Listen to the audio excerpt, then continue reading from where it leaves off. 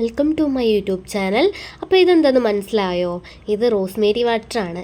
ഇത് ഞാൻ പർപ്പിളിൽ നിന്നൊന്നും വാങ്ങിയതല്ല. ഞാൻ ആമസോണിൽ നിന്ന് കണ്ടപ്പോൾ റോസ്മേരി വാങ്ങിയിട്ട് അങ്ങനെ ഉണ്ടാക്കിയതാട്ടോ.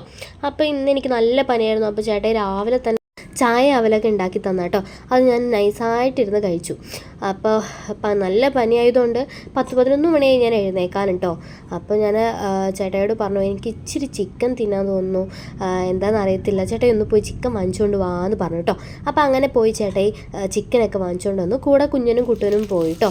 അങ്ങനെ ചിക്കൻ വാങ്ങിച്ചുകൊണ്ട് വന്നു. ഇതിപ്പോൾ ചിക്കൻ കറിയും വെക്കണം, വറുക്കും വേണം, ചിക്കൻ കൊണ്ടുവന്നൊരു ആറാട്ട് തന്നെ നടത്തണം. അപ്പോൾ ചിക്കന് വേണ്ടിയിട്ടുള്ള സാധനങ്ങളൊക്കെ ഞാൻ അരിഞ്ഞെടുക്കുക കേട്ടോ. അതിൻ്റെ കൂടെ കുട്ടൂസൻ്റെ കസേരക്കളി ഉണ്ടായിരുന്നേ. ആ കസേരയുടെ മുകളിൽ കയറി ഇരിക്കുക, എന്നിട്ട് അവിടെ നിന്ന് കളിക്കുക. ഇതാണ് അവൻ്റെ മെയിൻ പണി കേട്ടോ. അവൻ്റെ കളി കണ്ടപ്പോൾ ചേട്ടായി വേഗം വീഡിയോ എടുക്കുകയാണ് കേട്ടോ. കുഞ്ഞിനാണെങ്കിൽ റൂമിലിരുന്ന് ഭയങ്കര കളിയിലാണേ.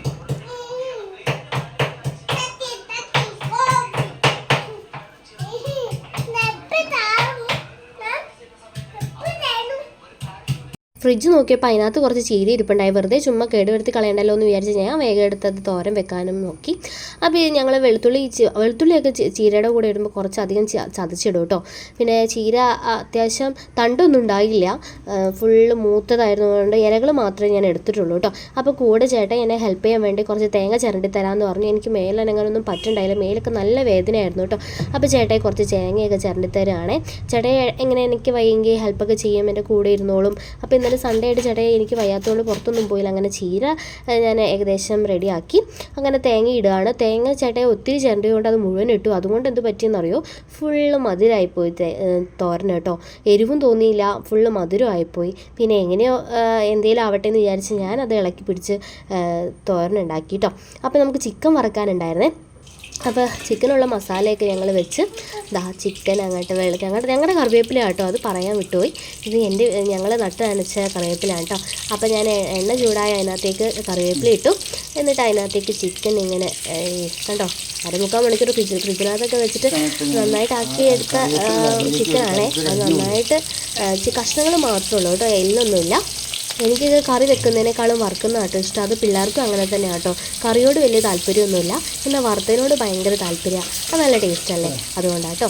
അങ്ങനെ ഞങ്ങളുടെ ചിക്കൻ കറി വേഗം അടുപ്പത്ത് വെച്ച് ഏകദേശം ആയിട്ടോ. ഞാൻ മല്ലിയിലേക്ക് ഇട്ട് സെറ്റപ്പ് ആക്കി കേട്ടോ. ഇത് കണ്ടോ, അധികം സമയമില്ലാത്തതുകൊണ്ട് ഞാൻ ആ സവോളയും തക്കാളിയും എല്ലാം കൂടെ ഒരുമിച്ചിട്ട് ചിക്കൻ്റെ കൂടെ ഇട്ടിട്ട് അങ്ങോട്ട് കറി വെച്ച് പാത്രത്തിലേക്ക് മാറ്റിയിട്ട് ഞാൻ അങ്ങനെ ചട്ടിയിലൊന്നും കുറേ നേരം വെക്കത്തൊന്നുമില്ല, വേഗം സേവ് ചെയ്ത് വേറെ പാത്രത്തിലേക്ക് വെക്കും. അങ്ങനെ നമ്മുടെ ചിക്കൻ വറുത്തതൊക്കെ സെറ്റായി മൊരിഞ്ഞ് വെക്കും. ചേട്ടയ്ക്ക് ഇങ്ങനെ കരിഞ്ഞു മൊരിഞ്ഞിരിക്കുന്നതിനോട് താല്പര്യം. എനിക്കങ്ങനെ കരിഞ്ഞു മൊരിഞ്ഞിരിക്കുന്നതിനോട് വലിയ താല്പര്യമില്ല. എനിക്കൊന്ന് വെന്ത് കിട്ടിയാൽ മതി, അപ്പോഴത്തേക്കും ഞാൻ വയലോട്ടാക്കും.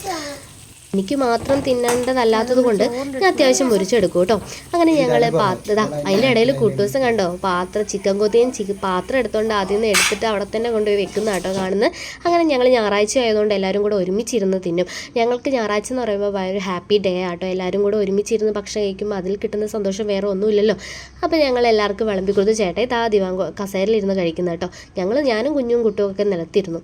അപ്പോൾ ഞങ്ങൾ എല്ലാവരും ഇങ്ങനെ പാത്രത്തിൽ ഒരുമിച്ച് വിളമ്പി ഒരുമിച്ചിരുന്ന് തിന്ന് അങ്ങ് ആസ്വദിച്ച് തിന്നും കേട്ടോ. അതാണ് ഞങ്ങൾക്ക് അതാണ് ഇഷ്ടം. ഞായറാഴ്ച ഒരു ദിവസം കിട്ടുമ്പോൾ നമ്മൾ അങ്ങനെയൊക്കെയല്ലേ ചെയ്യുക.